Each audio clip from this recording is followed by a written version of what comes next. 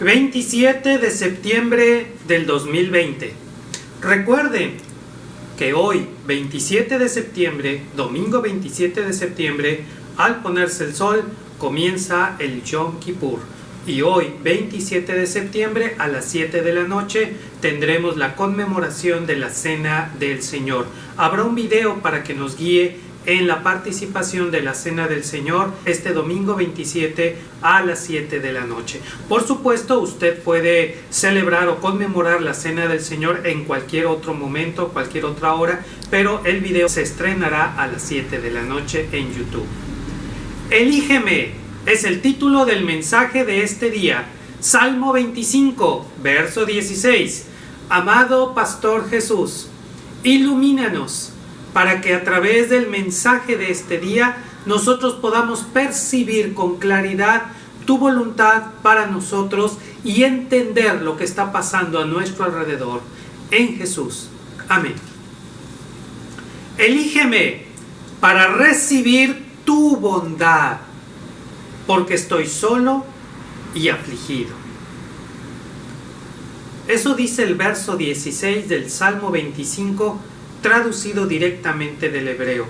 Elígeme para recibir tu bondad, porque estoy solo y afligido. P es la letra del alefato hebreo con la que inicia este verso y da continuidad a la estructura acróstica de este Salmo 25, que como ya conocemos muy bien, es un manual de oración. Y además de un manual de oración, es como un instructivo de vida cristiana. Realmente es asombroso lo que vamos descubriendo en cada verso de este Salmo 25. Es asombroso cómo estas instrucciones van surgiendo y muchos de nosotros diríamos, ¿por qué nunca nos enseñaron así las cosas?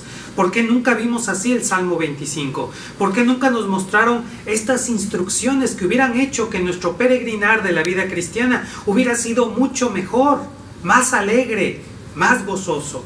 Pero hoy hablamos de la aflicción.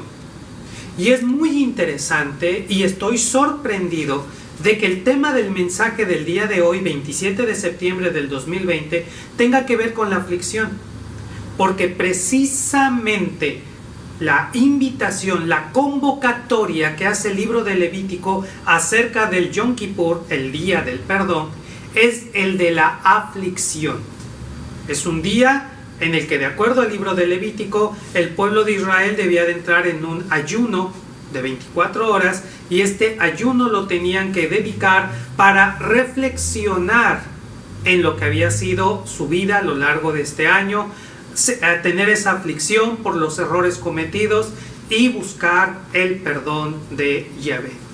Es un buen momento para que nosotros como iglesia conmemoremos la Cena del Señor, porque en la Cena del Señor estamos conmemorando el perdón que hemos obtenido gracias al sacrificio de Jesús en la cruz del Calvario, que es el objetivo del memorial de la Cena del Señor, recordar el sacrificio de Jesús y el perdón que Él nos otorga. Pero bueno, la aflicción en este verso describe el estado del ser en que uno se siente ya desgastado emocionalmente. Por supuesto, como en este caso, como en todos los demás casos, las definiciones las obtengo de las palabras en hebreo, de su uso etimológico original, no de lo que hoy conoceríamos por aflicción.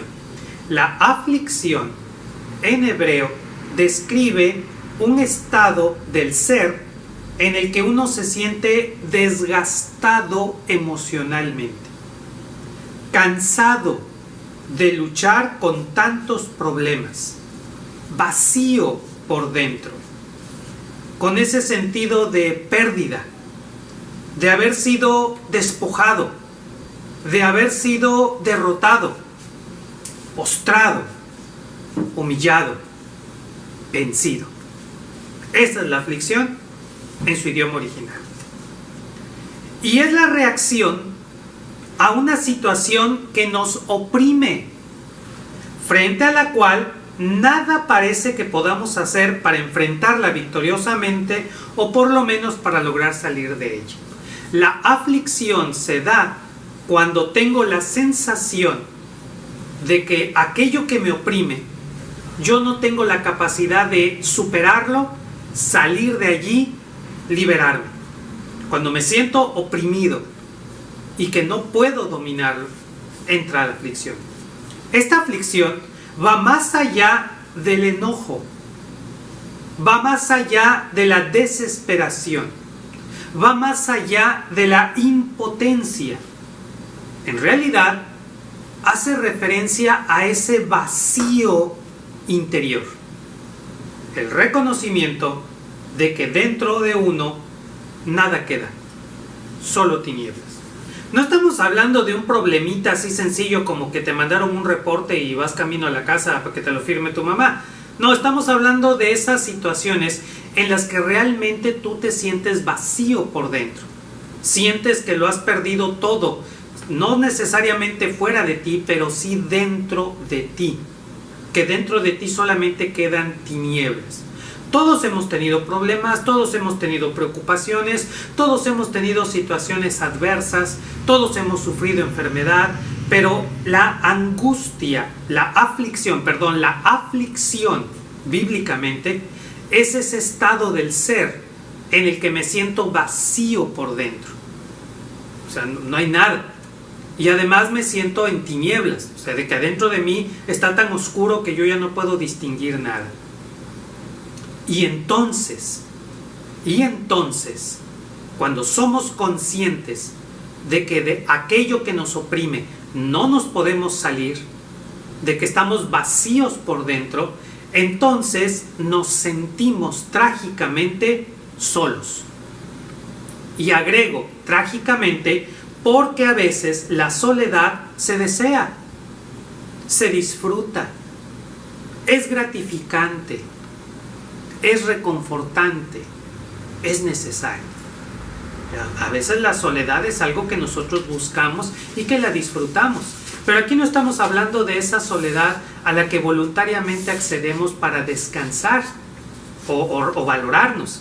Estamos hablando más bien de la soledad trágica. Pero a veces esa soledad es trágica porque descubrimos que nadie puede o nadie quiere estar a nuestro lado. La soledad se vuelve trágica cuando nos damos cuenta de que nadie puede o quiere estar a nuestro lado. Unos no pueden, o sea, quisieran estar con nosotros pero no pueden. Y otros sí pueden pero no quieren. Esa es la soledad trágica. Porque no sentimos ese apoyo fraterno. Y percibimos una soledad interna muy profunda. No es por tanto esa de que yo soy feliz solo, no. Es ese sentido de no siento el apoyo fraterno, quisiera que estuvieran conmigo pero no están porque no quieren, ¿verdad? Y cuando no pueden, pues eso es otra cosa. Pero cuando percibimos que la gente no quiere estar con nosotros, es cuando la soledad se vuelve aflicción. Estamos solos. Estamos solos. Sea que existan o no personas a nuestro lado, frente a la terrible situación que nos oprime, nos sentimos solitarios, desprotegidos, incomprendidos, débiles, frágiles, vacíos. Esa es la aflicción bíblica. Ese sentimiento de estoy bajo una terrible opresión, pero nadie parece verlo, entenderlo, apreciarlo, y eso nos hace sentirnos más solos. Nos hace sentir una soledad profunda, aunque estemos rodeados de personas. Pero sentimos que no lo quieren ver como nosotros lo vemos, o que no lo pueden ver como nosotros lo vemos. Y de en medio de esa nada, levantamos nuestros ojos hacia el cielo. ¿A dónde más? Buscamos a nuestro amado Padre. ¿A quién más podríamos acudir?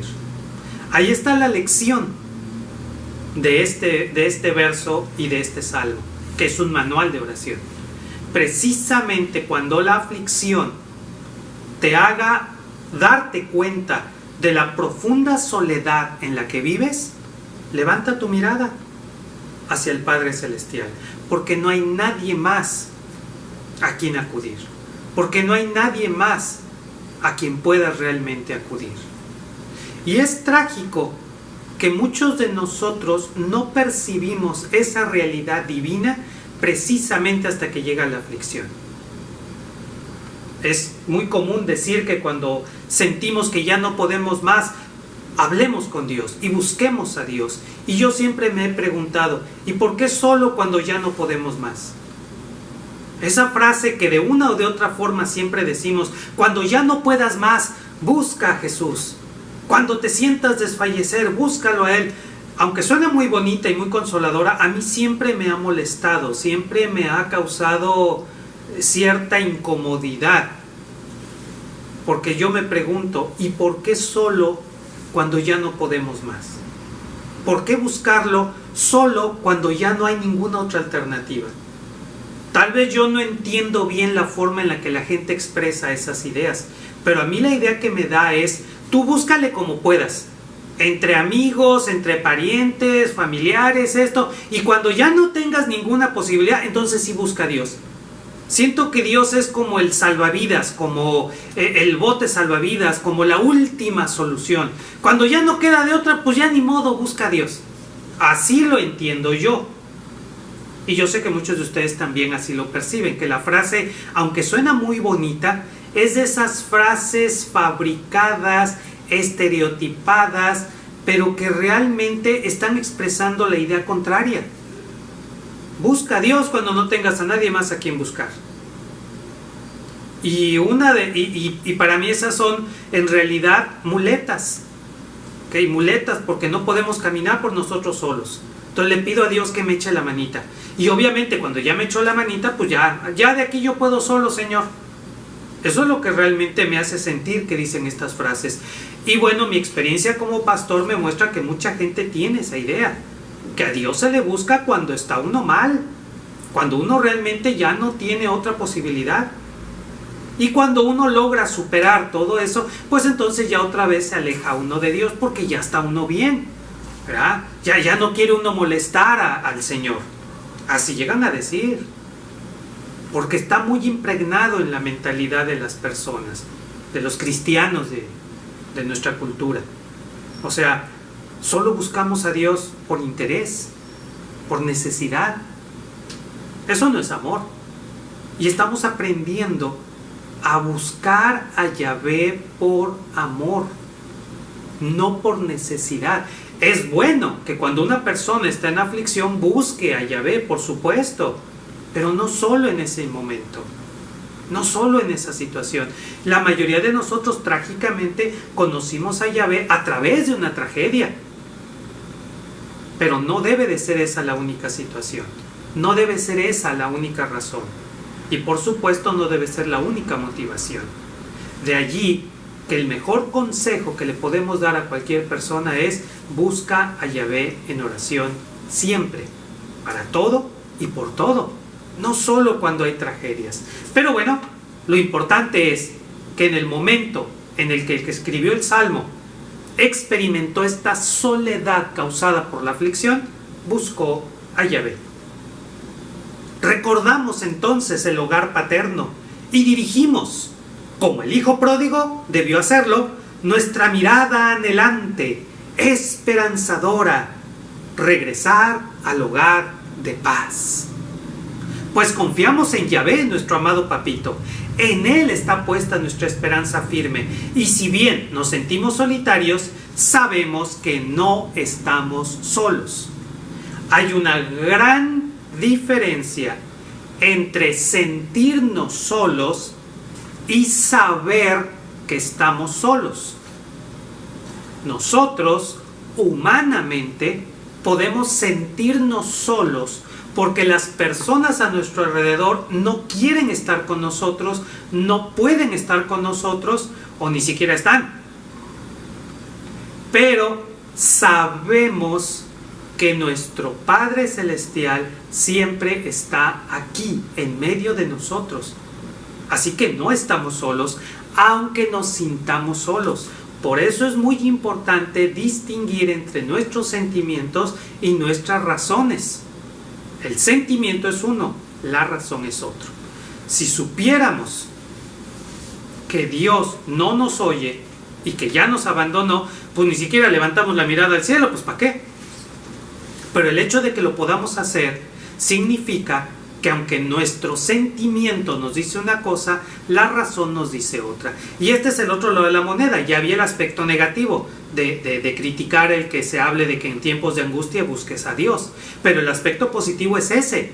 El aspecto positivo es que para la gran mayoría de nosotros nos queda claro, como si estuviera grabado desde muy pequeños en nuestro ser interior, que en tiempos de aflicción oremos. Busquemos al Eterno, porque a pesar de todo y a pesar de todos, la oración tiene solución. Hay respuesta en la oración. Es la clave para poder salir de toda situación trágica, de toda tragedia, de toda aflicción. Lo tenemos muy claro en nuestra cultura. Acudir. De allí que cuando hay aflicción, todos nosotros acudimos a un templo, buscamos a un pastor, leemos nuestra Biblia, hacemos oración. O sea, hay algo en nuestra mente que nos dice que no estamos solos. Bueno, la Biblia dice que la primera forma en la que Yahvé se comunica con nosotros es a través de la conciencia. Y en nuestra conciencia, Él nos recuerda, porque ya lo sabíamos, pero nos recuerda que nunca estamos solos. Podemos sentirnos solos, pero nunca estamos solos. Si diriges tu mirada en la dirección correcta, te darás cuenta que nunca estamos solos. Solo es la percepción que tenemos de las circunstancias. Y por supuesto las circunstancias son cambiantes, las circunstancias pueden alterar la percepción de la realidad. Y vaya que lo sabemos. Ahora que las circunstancias para la gran mayoría de nosotros han cambiado, se han transformado en una situación de crisis, de pandemia, de encierro, de todo esto, la percepción de la realidad ha cambiado. Y algunas personas realmente ven escenarios apocalípticos, ven escenarios catastróficos y les da miedo y hay incertidumbre y hay enojo, pero es solo la percepción. Y es muy difícil percibir la realidad cuando todo nuestro entorno está girando alrededor de mentiras. O de verdades a medias, no le llamemos mentiras, pero de verdades a medias.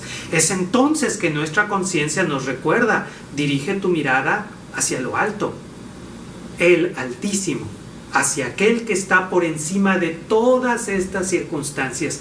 Hoy más que nunca es muy importante recordar el Elyon, este título que se le da a Yahvé en el Salmo 91 y en otros lugares, pero que expresa la presencia de Yahvé, no solo entre nosotros, sino por encima de todas nuestras humanas circunstancias. Él está por encima de la situación que ahora vivimos. Porque sabemos que Yahvé es amor y que todo lo que hace es manifestación de ese amor y que de Él siempre proceden bondades en ternura y gozo, por lo que podemos clamar a Él con la plena confianza de que va a responder eficazmente, pues nada ni nadie puede separarnos de su amor y todo contribuye para bien. Para nosotros, los que amamos a Yahvé, hay una condicionante: amar a Yahvé. Si nosotros estamos en una correcta relación de amor con el Eterno, entonces todo lo que nos acontece será usado para bien. ¿Y cuál es el mayor bien? La voluntad del Eterno, que es la de permanecer en comunión de amor con Él. O sea, que todo te salga bien no significa que todo te va a salir bien aquí en la tierra. Que todo salga bien significa que vas a conservar esa comunión con Yahvé, que pase lo que pase vas a poder hablar con Él y que Él te va a responder y que Él te va a proteger y que Él te va a desatar de las ataduras con las que tú mismo te atas y que Él te va a rescatar de las redes del cazador. A eso se refiere. De ese es el énfasis del que se está constatando aquí. Y es lo que nosotros tenemos que recordar, que el amor de Yahvé se manifiesta siempre en nuestra vida. No siempre lo percibimos, pero no lo percibimos porque nuestra mirada está puesta en otro lugar. En una predicación anterior les hablaba que precisamente la Biblia nos invita a que no pongamos nuestra mirada en las cosas de este mundo. Si nos obsesionamos con las cosas de este mundo, vamos a perder la visión del amor que el Eterno tiene para con nosotros. Y por eso hay gente, incluso creyentes, que dudan del amor de Yahvé, que creen que Yahvé no va a responder, o que su respuesta no es efectiva, o eficaz, oportuna. Quienes han aprendido a cultivar una dulce y profunda comunión de amor con Yahvé, pueden ver que Él responde, y que responde de manera eficaz, e ilumina nuestra mente, e ilumina nuestro entendimiento, para que nos demos cuenta de que aquellos momentos que pueden parecer trágicos, en realidad, muy probablemente, eran culpa nuestra, por alejarnos del camino que Él había trazado. Sabemos que sus promesas son verdad, y que por ser ovejas de su rebaño, nada ni nadie nos puede arrebatar de su mano. Algo que vimos la semana anterior y que ahora lo estamos volviendo a ver. Y que obviamente esta repetición tiene el propósito de llamarnos la atención. Somos ovejas del rebaño de Jesús. En una época en la que hay una gran desbandada, en una época en la que hay una gran incertidumbre, en una época en la que hay falta de liderazgo mundial, en una época en la que hay gran incertidumbre, tú y yo debemos saber o recordar que somos ovejas del rebaño de Jesús, y que Jesús nos está hablando, y que sus ovejas escuchan su voz y lo siguen. Y debemos escuchar su voz, y debemos poner atención a esa voz de Jesús, porque sabemos que las apariencias engañan. Fíjate lo que está escrito aquí, y está escrito porque es sumamente importante el día de hoy. Las apariencias engañan. Mucho de lo que estamos viendo, de lo que nos están diciendo, no es verdad. No es este el momento ni el lugar para estar hablando de qué es verdad y qué es mentira. Verdad es la palabra de Yahvé. Verdad es la explicación de la palabra de Yahvé. Lo demás habrá que ponerlo en duda. Pero las apariencias engañan. Y lo que ahora vemos como terrible opresión, fíjate bien, lo que ahora vemos como una terrible opresión, o sea, algo que nos oprime, y que nos oprime tanto, que nos hace sentir afligidos, que nos vacía por dentro y que nos hace experimentar soledad, pues bien puede ser solo neblina. Neblina que se disipará con la radiante presencia de nuestro buen pastor Jesús. La neblina puede ser muy densa y puede nublar nuestra visión de lo que hay más adelante. Puede ser tétrica, pero cuando sale el sol e ilumina, la neblina se desvanece y aparece un paisaje radiante de belleza. Algo así es lo que estamos viviendo ahora. Pon mucha atención a lo que estoy diciendo. Algo parecido es lo que estamos viviendo ahora. Toda esta opresión que se cierne sobre nosotros, que nos oprime, que nos ahoga, que nos hace sentirnos solos, desamparados. Y algunos ya hasta dicen, Dios nos ha abandonado. Otros se sienten desesperados. En medio de todo eso, tú y yo debemos recordar que toda esa opresión es solo una neblina. No es tan grande como parece, no es el fin del mundo, te lo aseguro, no es el fin del mundo, es solo una neblina, que es más lo que aparenta que lo que es. Como ya se los dije en otra ocasión, no estoy diciendo que van a regresar las cosas a ser como antes eran. No van a ser como antes eran. Tenlo bien claro. Quien se está aferrando a regresar a un pasado va a sufrir mucho. Y entre más rápido soltemos ese pasado, más rápidamente vamos a experimentar tranquilidad y paz. Quien se está aferrando a que mañana todo volverá a ser igual y todo va a regresar a como era en el 2019, está sufriendo. Pero además de estar sufriendo, está mirando para otro lado y está dejando de oír la voz de Yahvé. Fíjate bien. Hay cristianos que están promoviendo veladas de oración y ayunos y todo para pedirle a Yahvé que ya quite este bicho y que todo regrese a la normalidad y que abran el centro comercial y todo. No se dan cuenta que están obsesionados con un pasado que ya se fue. Ya se fue. Va a cambiar las cosas. Pero también es cierto que todo esto es solo una neblina. Cuando la presencia de Jesús vuelva a irradiar alrededor nuestro, nos daremos cuenta de que esta neblina simplemente se disipa. O sea, mucho de nuestro dolor, sentido de soledad y aflicción es solamente en apariencia.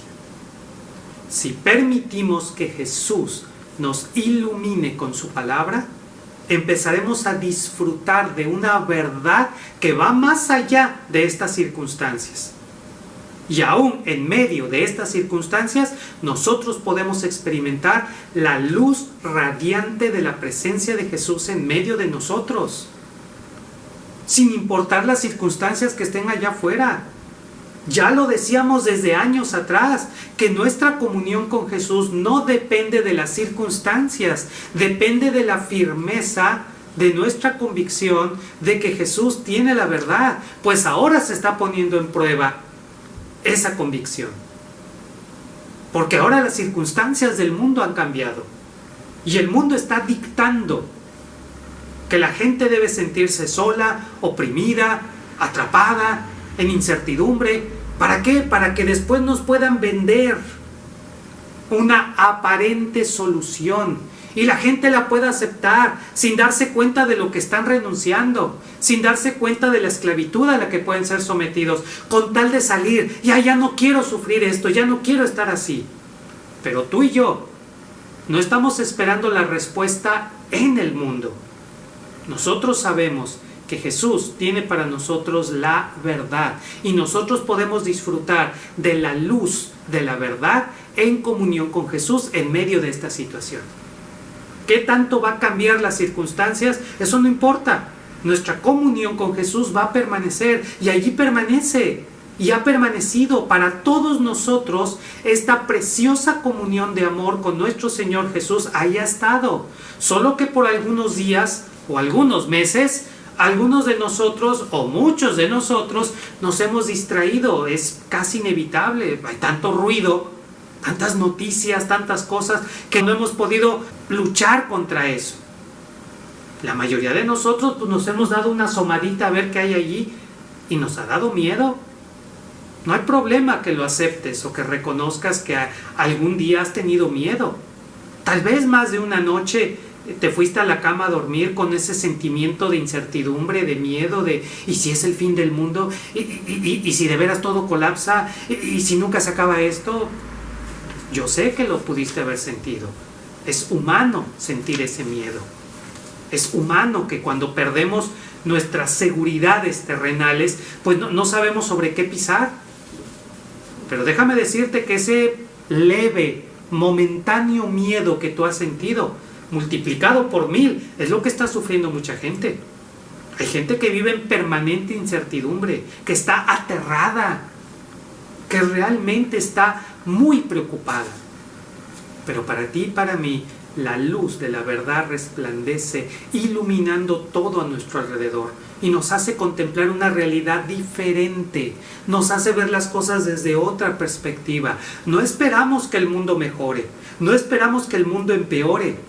Esperamos mejorar nuestra comunión con Jesús para que venga lo que venga y sea lo que sea, nosotros permanezcamos en una correcta comunión con Jesús, porque al final eso es lo que importa para nosotros. Para nosotros lo que importa es eso, la comunión con Jesús. Todo lo demás puede cambiar, todo lo demás puede regresar, todo lo demás puede ser nuevo, pero no la comunión con Jesús. Ahí está la verdad.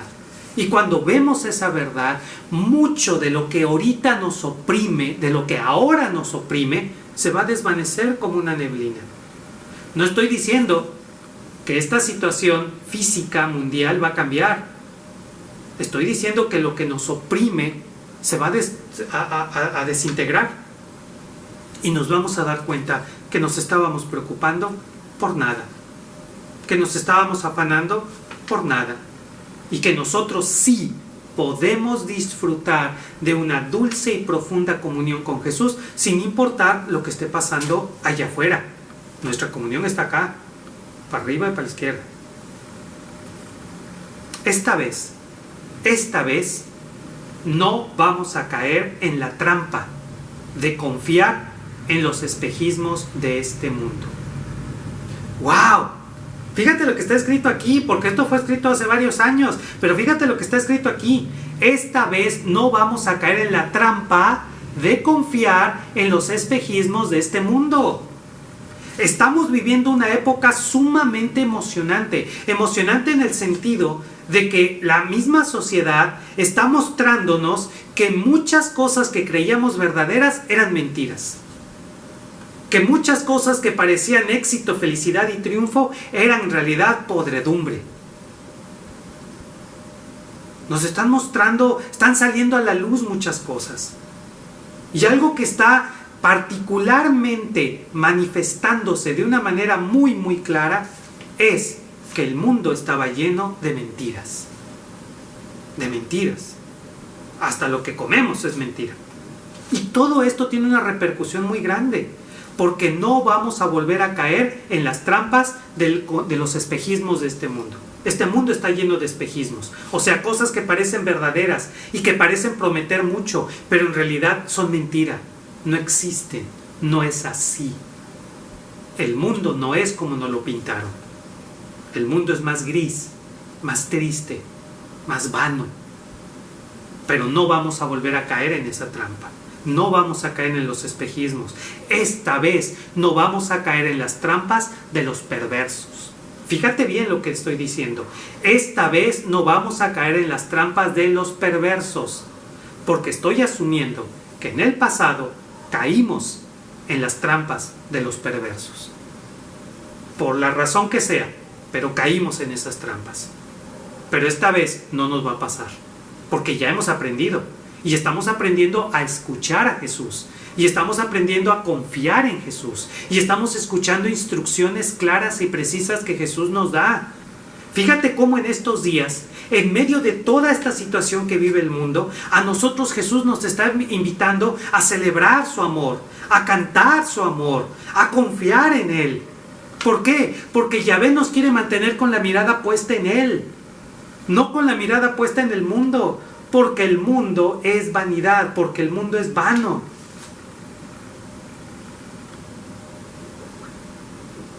Es tan importante mantener la mirada puesta en Jesús, ahora más que nunca, para no ser engañados. Esta vez vamos a dirigir nuestra mirada a Yahvé. A Él vamos a dirigir nuestra mirada. Esta vez vamos a esperar las instrucciones de vida de nuestro amado Papito. Mira, aquí está escrito. Esta vez vamos a esperar las instrucciones. ¿Qué nos dice Jesús? Y si Jesús no nos está diciendo nada sobre algo en específico, es porque eso no es importante para Él. Y fíjate, ya lo tenemos bien claro, que hay muchas cosas que nosotros creíamos que eran muy importantes. Y ahora el mismo mundo nos está diciendo, no, pues es que eran de mentiritas, no, pues es que no era cierto, no, pues es que no eran importantes. Y Jesús nos da instrucciones sobre lo que Él sabe es importante. Y había cosas que para Jesús eran sumamente importantes y nosotros no queríamos escucharlo, porque estábamos distraídos con los espejismos de este mundo. Pero ahora que conocemos la verdad, ahora sabemos hacia dónde tenemos que mirar. ¿A quién tenemos que escuchar? ¿A quién tenemos que oír para eso recibir instrucciones? Esta vez dejaremos que sea nuestro buen pastor el que venga a rescatarnos. Esta vez no vamos a permitir ni vamos a esperanzarnos en que quien nos rescate sea el mundo con sus espejismos. Esta vez vamos a esperar que sea Jesús quien nos rescate. Y en medio de eso viene la frase tan preciosa: elígeme para recibir tu bondad.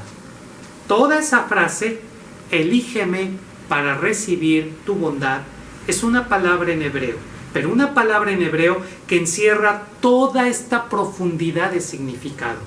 No se puede traducir como una palabra, no se debe traducir como una palabra, es todo un concepto resumida en una palabra, porque en aquella época esa palabra era perfectamente entendible para la gran mayoría, más bien para todas las personas de aquella época, y no solamente en Israel, sino en todas las culturas: Egipto, Asiria, Babilonia, todos entendían ese concepto.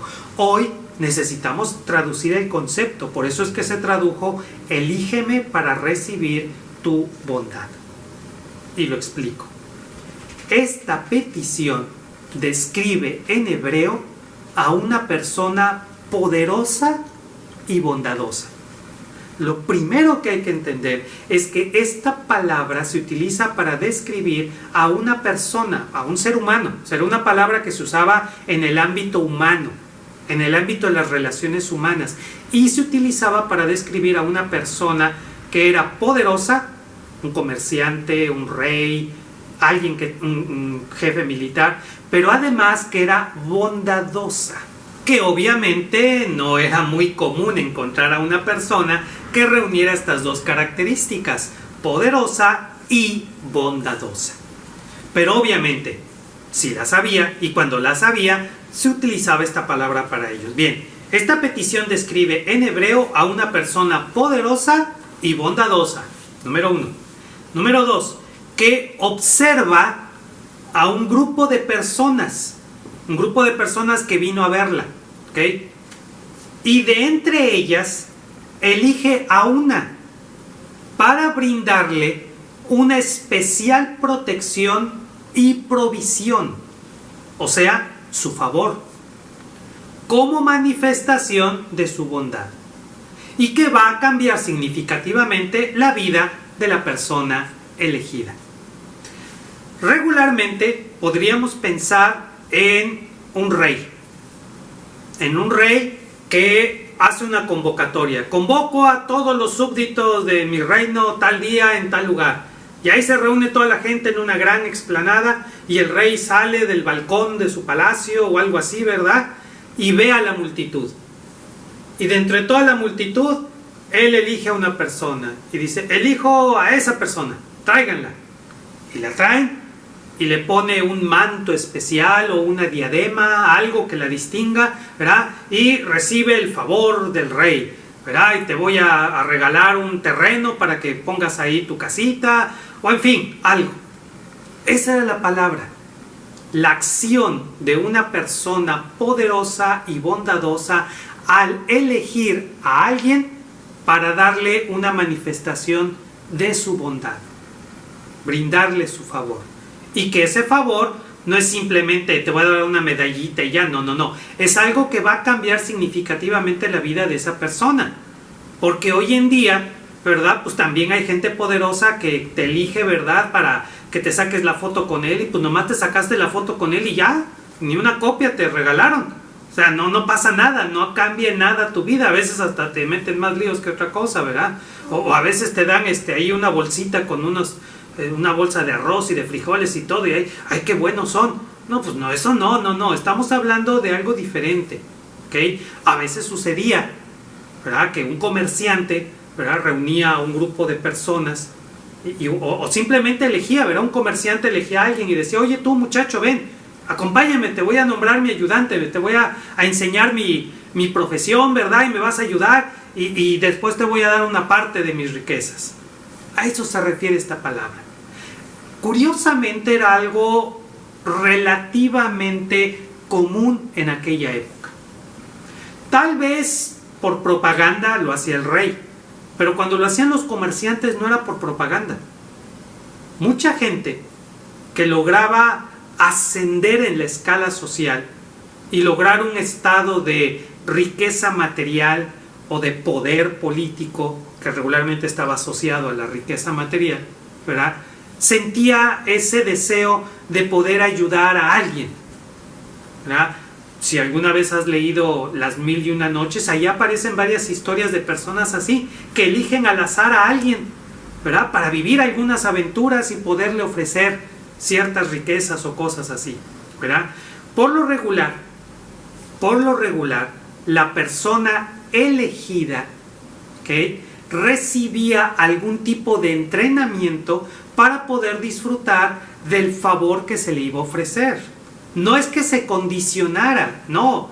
El mercader quiere regalar algo de su riqueza a un muchacho, pero sabe que si en ese momento le da el dinero, el muchacho se lo va a gastar en tonterías, en 3-4 días.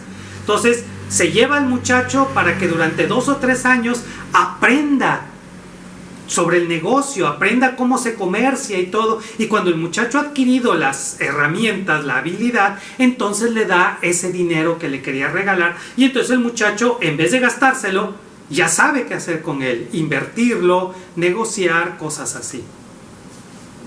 Fíjate en este principio, porque es el mismo principio que se va a utilizar en este salmo. Esta idea de expresar la bondad de una persona poderosa al brindar el favor a alguien, un favor que va a cambiar profundamente para bien la vida de otra persona. Pues bien, esta expresión hebrea equivale a lo que en el Nuevo Testamento conocemos como la gracia. Yo sé que muchos estaban pensando en eso. ¡Ay, se parece a la palabra gracia! La palabra gracia en el Nuevo Testamento viene de esta palabra del Antiguo Testamento. Ese favor de Dios hacia nosotros, que sin mérito alguno por parte nuestra, nos permite disfrutar de la salvación. Pablo dice que la salvación es por gracia, ¿okay? La palabra gracia en griego, ¿verdad?, es un regalo inmerecido.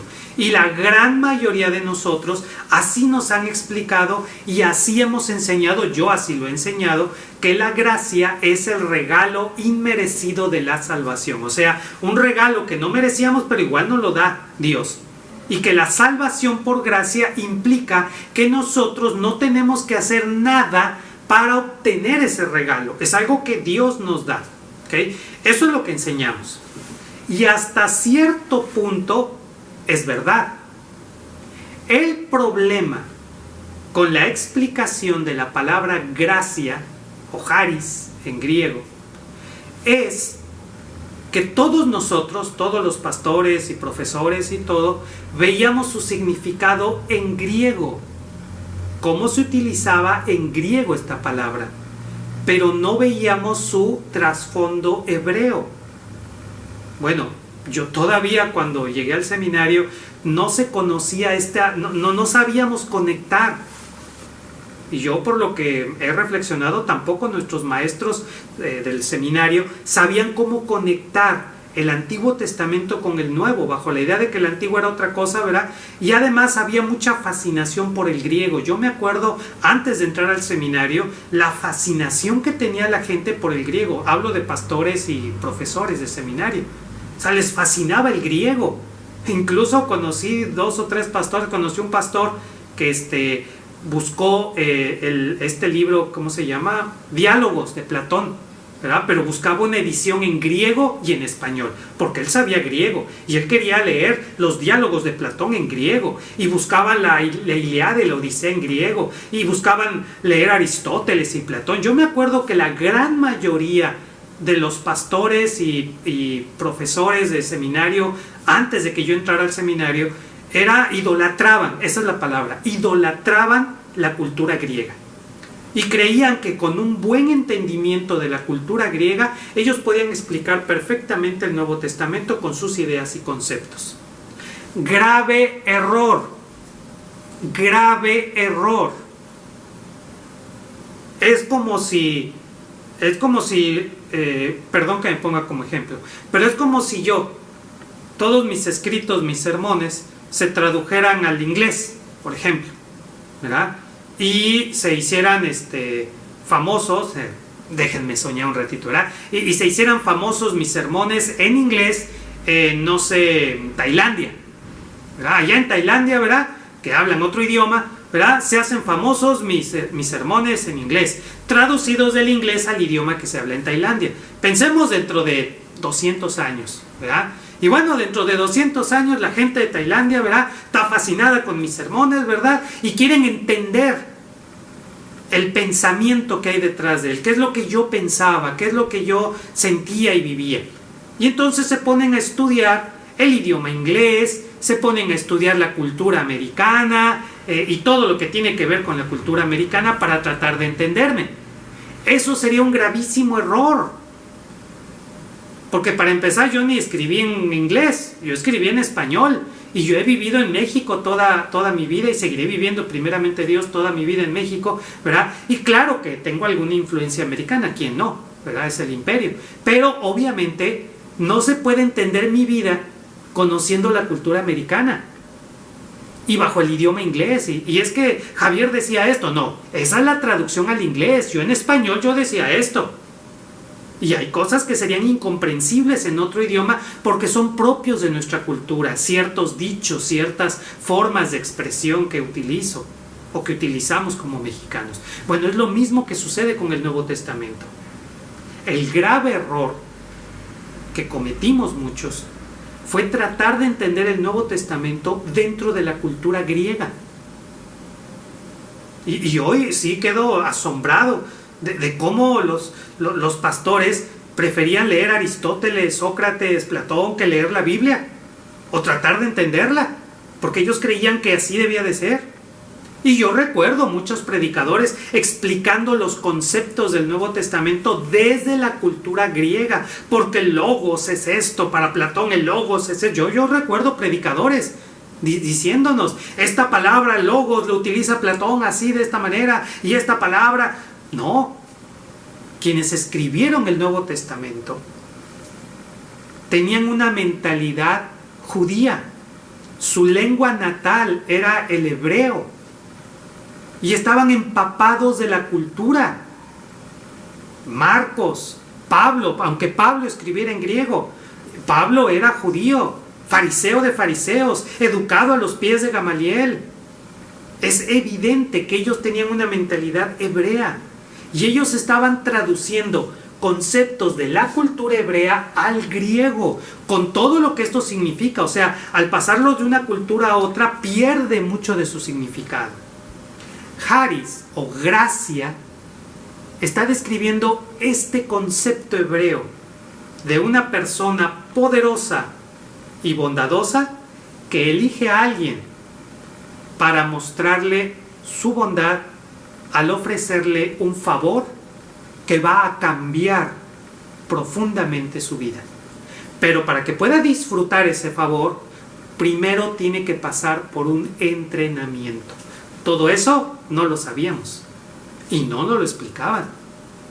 Fue en el seminario, consultando libros y todo, que no solo yo, muchos fuimos descubriendo este trasfondo hebreo que hay en el Nuevo Testamento. Y fuimos animados a buscarlo, a estudiarlo a fondo. Y obviamente ahí estaba la riqueza, el tesoro escondido. Sí, gracia es el favor, es el regalo de la salvación, pero no es tan sencillo. La gracia en el Nuevo Testamento es el favor, el regalo que nos brinda el Todopoderoso, que también es el todo bondadoso y que nos lo da para transformar profundamente nuestra vida. Pero para que podamos disfrutar de esta vida abundante y con propósito que Yahvé nos ofrece, debemos de ser entrenados, como el mercader que entrena al muchacho para que cuando le dé la herencia, el muchacho sepa cómo invertir ese dinero en negocios que puedan darle ganancias. Esa es la parte que faltaba. Cuando el apóstol Pablo dice que la salvación no es por obras, fíjate para que veas el alcance de nuestra ignorancia por no entender los cambios de cultura. Cuando Pablo dice que la salvación no es por obras, esa palabra obras traduce del hebreo las prácticas de la tradición de los fariseos. Fíjate, así debió de haberse traducido. La salvación no es por el cumplimiento de tradiciones religiosas. Esa debió de ser su traducción correcta, en virtud del trasfondo hebreo de donde lo está tomando Pablo. Fíjate cómo cambia por completo el significado. La traducción correcta era: la salvación no es por el cumplimiento de las tradiciones religiosas. Pero como se tradujo por obras, se pensó que obras eran buenas obras. O sea, en el sentido de cosas buenas que hagas. Y por eso hay ciertos cristianos, si es que se les puede llamar cristianos, que no pretenden ellos hacer nada bueno por nadie, porque la salvación no es por obra, la salvación es un regalo que Dios me da, y no importa que sea bueno, que sea malo, que tenga un carácter de los 1000 demonios, de todas maneras voy a ir al cielo, porque la salvación no es por obras. No, espérate, estás pero si bien perdido, porque te explicaron mal y tú tampoco te pusiste a investigar. Pablo lo que decía era que la salvación no se gana por el cumplimiento de tradiciones religiosas, que curiosamente es lo que enseña la mayoría de las religiones. La mayoría de las religiones enseña que para que tú tengas la salvación tienes que hacer méritos, ir de rodillas a no sé dónde, cumplir ciertas mandas, abstenerte de ciertas cosas, asistir a esto, al otro, o sea, cumplir con tradiciones religiosas. Y eso es exactamente lo que Pablo descubrió. No, jamás el ser humano podrá cumplir con suficientes méritos para ganarse eso, porque Dios no lo está vendiendo, lo está regalando. No es algo que yo me gane por derecho propio. La salvación no se gana por derecho propio, no se gana por méritos que uno haga. La salvación es algo que Dios nos regala porque Él es bueno y porque Él nos quiere dar esa salvación. Y no nos da la salvación nomás porque sí, nos da la salvación para que entremos en comunión de amor con Él. La salvación no es solamente de que no nos vamos a ir al infierno cuando muramos. La salvación no es de que todos nuestros pecados han sido perdonados y ya. La salvación no es de que vamos a caminar en calles de oro del cielo. No, la salvación es la puerta de entrada a una hermosa comunión de amor con Yahvé, que es lo que no entendíamos tampoco. Pero para disfrutar de esa salvación, Yahvé nos tiene que entrenar para que podamos vivir esa vida. Eso es el discipulado. El discipulado es el entrenamiento que recibimos para poder disfrutar de esta vida en plenitud. Es como cuando le regalas a tu hija una bicicleta. Pues se la regalas con todo y llantitas. La bicicleta se la das como regalo, pero luego le tienes que enseñar a usar el casco, las rodilleras y las coderas, y a las coderas son estas, las rodilleras, las de abajo, ¿verdad? Y le enseñas a andar en la bici y todo, ¿verdad? Y cuando ya sabe andar en la bici, entonces ya disfruta de andar en la bici. Y ya puede ya puede pasear en bici por donde quiera. Pero necesita un entrenamiento. El discipulado es fundamental y viene del significado de este concepto en hebreo.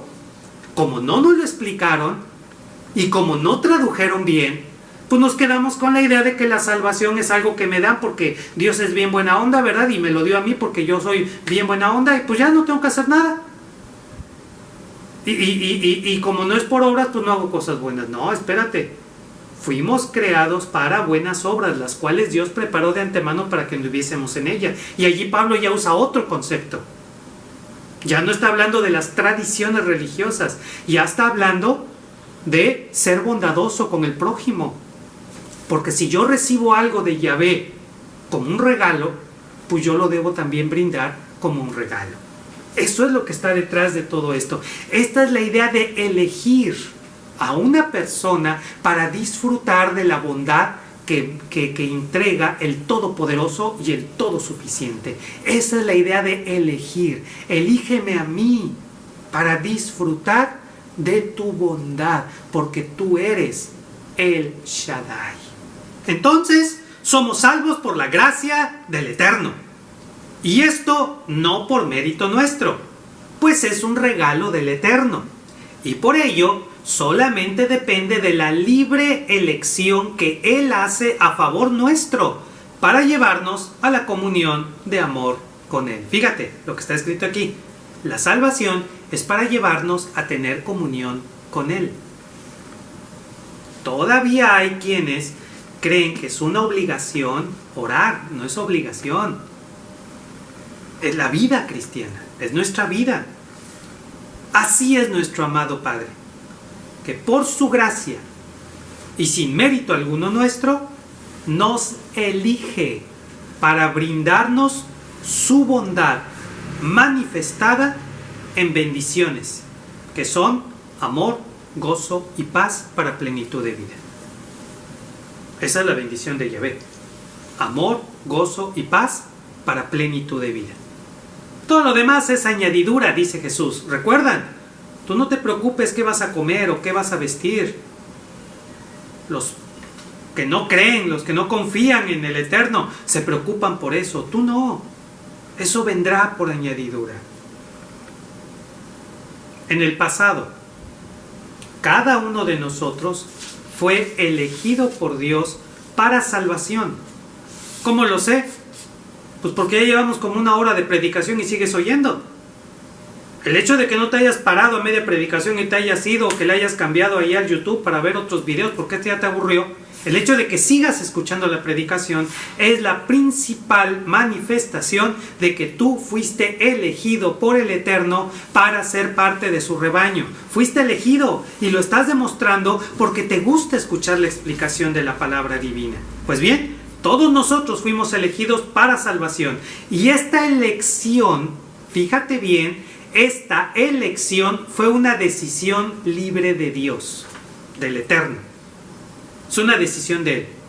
Tú no decidiste creer. Tú no decidiste seguir a Jesús. Tú respondiste a la invitación que Él te hizo. La iniciativa es de Él. Por eso, nadie debe dudar de su salvación. Y a todo esto sí seré salvo. Y a todo esto a lo mejor Dios ni me quería en su iglesia y yo ya me metí de colado. ¿Verdad? Me acuerdo de un pastor que él comentaba que cuando él empezó a predicar, pues a él nadie lo invitó. O sea, nadie le dijo ni nada y él solito empezó ahí a predicar como loco por aquí, por allá, ¿verdad? Y pues le decían, ¿verdad? Oye, tú ni fuiste al seminario, oye, tú ni esto y todo, ¿verdad? Y él seguía predicando y todo, pero llegó una etapa en la que él tuvo una crisis emocional, ¿verdad? Y en esa crisis él decía, bueno, pues sí, cierto, a mí nadie me llamó nadie me eligió, nadie me llamó, yo me metí ahí nomás a predicar donde hacía falta. Y entonces él se preguntaba, bueno, ¿realmente fui elegido? Y gracias al estudio bíblico, dice él, que gracias al estudio bíblico se dio cuenta que Yahvé le estaba diciendo, claro que fuiste elegido, tanto fuiste elegido que sigues predicando. Entonces fuimos elegidos y esa elección fue decisión de Yahvé. Él nos eligió sin que estuviera influida esta elección por algún mérito nuestro. Solamente su amor lo movió a salvarnos y nuestra vida cambió. A lo largo de nuestro peregrinar podemos percibir cada vez con mayor claridad la presencia bondadosa de nuestro amado Papito, brindándonos a cada uno de nosotros provisión y protección, bendiciones y consuelo, consejos y abrazos amorosos. Ese es el peregrinar de la vida cristiana, un peregrinar que nos permite percibir esa dulce presencia de Jesús. Así ahora, en medio de nuestra soledad, de nuestra angustia, de nuestro dolor, de nuestro miedo, podemos dejar de ver lo que nos oprime y volver la mirada a el Eterno, a nuestro amado Papito, y confiadamente pedirle que vuelva su mirada hacia nosotros, que nos rescate del peligro que enfrentamos y que tanto nos angustia, que nos libere de la trampa en la que nos sentimos ahogar de soledad. Entonces, amado Papito Celestial, elígenos para disfrutar nuevamente de tu bondad. En Jesús. Amén. Puestos en pie, vamos a recibir la bendición pastoral y con esta bendición nos preparamos para que esta tarde podamos conmemorar la cena del Señor en este Yom Kippur. Puestos en pie,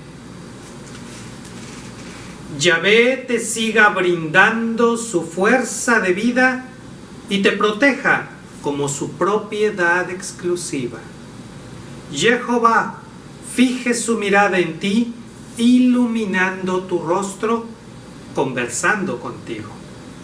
El Eterno levante su mirada sobre ti para protegerte, brindándote tranquilidad y provea para ti un camino de plenitud de vida en comunión con Él.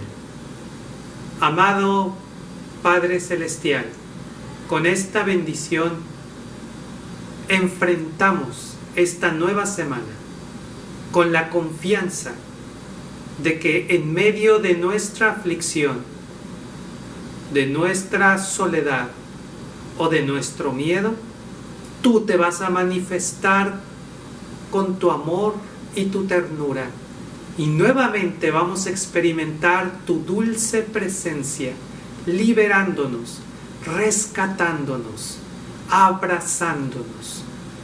Permítenos ser parte de la conmemoración de la Cena del Señor, y gracias por tu ternura en Cristo Jesús. Amén. Shaddai Raham.